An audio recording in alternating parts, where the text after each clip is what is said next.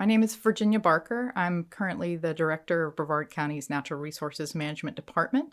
We oversee a number of natural resource programs that include the half-cent sales tax that's collecting about $47 million a year for projects that improve the health of the Indian River Lagoon. The half-cent sales tax was approved by a 62% majority of the community.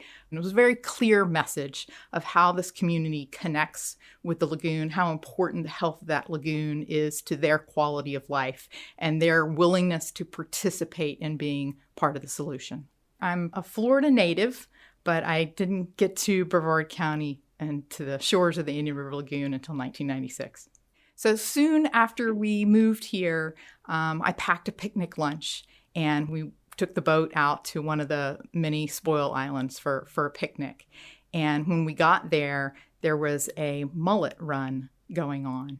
And so I waded out deeper and deeper into the water until I was totally surrounded by this mullet run.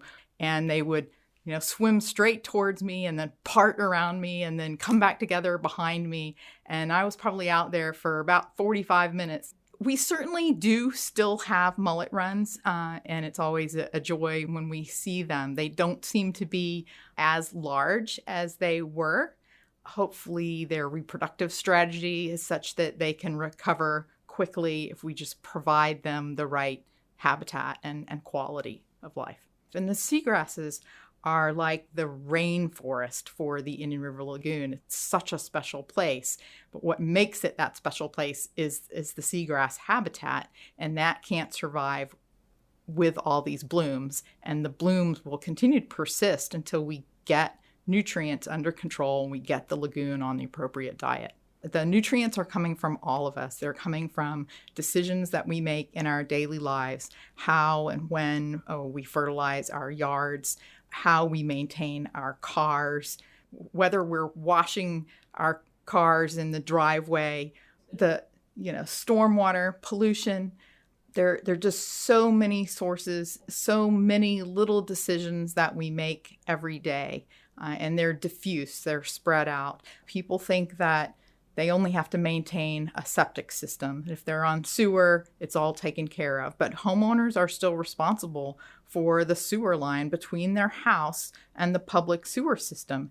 Those lines are 50 years old now, and they were cast iron, they're rusted, and they're leaking. And the sewage that gets to the wastewater treatment plant is treated for human pathogens, but it doesn't address the nutrients. And so there are nutrients still in the reclaimed water that we then use for irrigation. And we irrigate with water that already has nutrients in it. And then we add extra fertilizer on top of that. And we've got to really think about our actions and how we can reduce our individual footprint and impact on the lagoon. There's so much that regular citizens can do, and it does seem overwhelming at times. But Brevard County is 72 miles long. The lagoon is 154 miles long, so we have over half of the length of the lagoon in the county. We have so many sort of world-class natural phenomena here, from the march of sea turtles annually onto our beaches to nest. We have this pyridinium that phosphoresces at nights throughout the summer. The bioluminescence is a natural phenomena. People travel to foreign places to experience bioluminescence, and we have it right here in our backyard every summer. The Indian River Lagoon is absolutely worth saving, and that's part of why it's a national estuary. The federal government has a system of evaluating the ecological significance of different estuaries around the country. And there are a few dozen of them that have received that title. And the Indian River Lagoon is one of those special few. And we're the Space Coast. And so we think big, we think outside the box, we push our limits. The same way that we could set a vision of going to the moon or going to Mars and developing tools and technologies to get us there. We can do that with water quality, and with preserving what's important to us about the earth and this planet.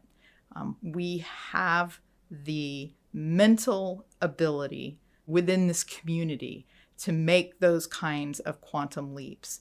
And so I would like for this community to be able to lead the way in terms of sustainable living next to precious water bodies, and show the rest of Florida, the rest of the country, the rest of the world how to do that and export that knowledge base to everywhere else.